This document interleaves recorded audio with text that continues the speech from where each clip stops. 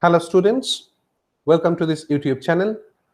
Uh, in my previous lecture on the outline of the history of English literature, I have mentioned that there are the 14 segments where you can find the different ages have been mentioned and different timeline has been mentioned. Now let us beginning with the first one, that is the Anglo-Saxon period in detail. Uh, Fundamentally, you will find that from the year 449, as you can see here, that from 449 to AD 1400, this particular timeline has to be differentiated, has to be uh, separated on the basis of two different sections. The first is considered as the Anglo-Saxon period, okay, and it begins with the year 449 and it lasts up to the age of or year of 1066. Why the year 1066?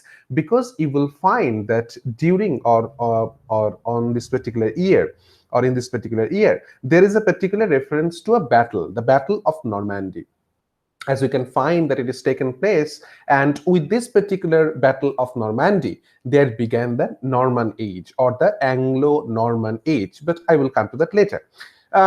So the Anglo-Norman period, it begins with the year 1066 and it lasts up to the age of 1400, right? So fundamentally, in this particular discussion, the first thing that comes to our mind, that why it is considered as Anglo-Saxon period. Okay, why Anglo-Saxon? Because we have heard the name of Anglo-Saxon period ever, you see. But ultimately, whenever we think that why this particular age is considered as Anglo-Saxon period, you will find, as it has been mentioned here, you can find here that Anglo-Saxon is the collective name of various Teutonic or German tribes. So fundamentally, you will find that whenever you will think of this particular age, whenever you will think of this particular name, there is a particular reference to the Teutonic or German tribes. That means, so far as England or English is concerned, you will find that it began with the Teutonic or the German tribes. And fundamentally, as you can see here, that these German tribes of the Teutonic race, which settled England in the year or in 5th century or 5th century, they are mostly Angles and Saxons and Jutes. So these are the names, these are the terms that had to be associated with the Anglo-Saxons. So then Angles and Saxons and Jutes. And fundamentally, you will find that first of these invaders appeared in Britain in 449, right? In the year 449, having Hengist and Horsa as their leaders. Okay, so you will find that England, if we try to think in terms of its ancient form, ancient section, you will find that England was first inhabited by the Paleolithic or Neanderthal men, say 50,000 years ago, and then came the Neolithic age, and then in about 3000 BC, there came the Mesolithic hunters. So you can find here the three particular differentiation has been made. The first, there is a reference to the Paleolithic or Neanderthal men, and then the Neolithic age, and then the Mesolithic hunters, and ultimately you will find that it is not simply to be referring to the Angles and Saxons or maybe the history of Britain, but fundamentally we'll find the same thing is in operation in different parts of the countries or different countries of the globe. And later you will find that England had been conquered and occupied by two separate groups of Celtic invaders. Okay, it can be pronounced as Celtic, it can also be pronounced as Celtic. Okay, so you may utter anything. So the Celtic invaders, they're belonging to the Indo-European family. So fundamentally, whenever you are doing with linguistics and whenever you are trying to identify what is the basis of English language, you will find certainly that it actually falls under the Indo-European family of languages. So probably you have heard of the term Indo-European. So fundamentally, what we can find here that the Celtic invaders, they were belonging to the Indo-European family. And you will find that here two particular differentiation has been made. And what is the differentiation? The first is pointed by the Gaelic or Gaidelic tribes. Okay, so you will find that the Gaelic or Gaidelic tribes who occupied parts of England, Scotland, and Ireland, they were there during this particular time. In nearly 300 BC, there comes Bredons. You will find the Bredons.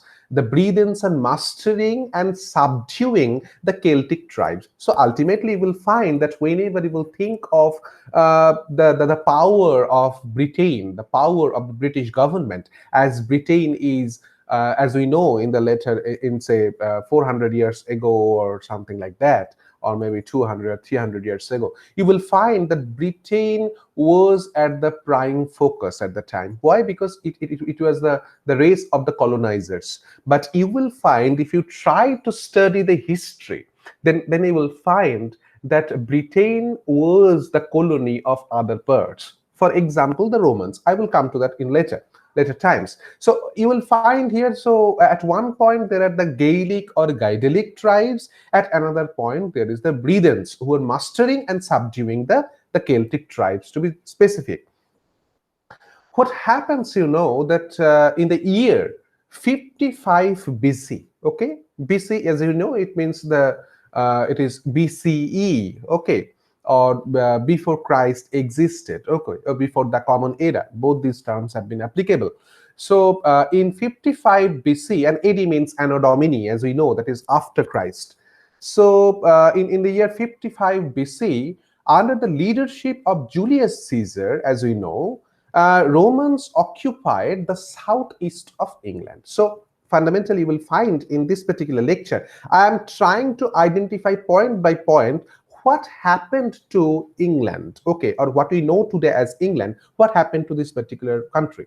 So in the year 55 BC, you will find that under the leadership of Julius Caesar, probably you have heard of the name, it's very famous as for Shakespeare's writing, as in Julius Caesar, you know, the Romans occupied the southeast of England, you see. And in 43 BC, so you can find it's almost 100 years, right? 55 BC to 43 AD. Okay, Emperor Claudius occupied whole England. So it is the Roman colonization that is actually being implicated. As we know that what we consider today as Britain, it was under the colonization of the Roman provinces or Roman dynasty. And it was under Roman colonization till 410 AD. So can you imagine that? It began with 55 BC and it lasts till 410 AD. So almost 465 years. England, or maybe what we know today as England, it was under the colonization of the Romans, right? And in 5th century AD, Goths, the Germanic savage, attacked Roman Empire. So the Germanic, why it is called Germanic savage? Because you will find that these persons they're the warmongers to some extent. They're the warriors, the race of the warriors, and battle was their bread and butter, right? So in 5th century AD, Goths, okay, the Germanic savages attacked Roman Empire, and in 410 AD, Rome withdrew their army for safeguarding Italy from the attack of Goths. So ultimately, we'll find why the year 410 has been mentioned here, because when the Goths are attacking Roman Empire to safeguard Italy, okay, that is or Rome, fundamentally, as you can know, you will find that to keep them safe, the more soldiers and administrators were needed to the actual Roman Empire. And ultimately, to safeguard Italy from the attack of Goths, in the year 410 AD, Rome withdrew their army for safeguarding Italy from the attack of Goths. And now you will find it is the free England. And this free England is now to be ruled by two Celtic races, because as we know that from the previous section, that it was the Gaelic and Gaidelic tribes and Bredons who are actually residing there. So when Rome was to some extent they're withdrawing their power, so their authority or army. So you will find that now the England is free, and it is to be ruled by two Celtic races. One is the Gaelic, and the second one are the Britons. Okay, and then they were called as Britons. And during this time, as you can see, they had, that means during this long time, as we know, that is 465 years, they, that means Gaelic and the Britons, had already lost their barbaric power to fight against the invaders. Why? Because this was the duty for keeping the country safe from the outside attack, and it was made by the Romans, not the actual inhabitants of these countries. So they actually faced a big problem because the Romans are not present at the time, and now they have to safeguard their own country at the time, right, from the invaders, right? So what happens to this? So let us continue this in our next lecture. Okay, thank you.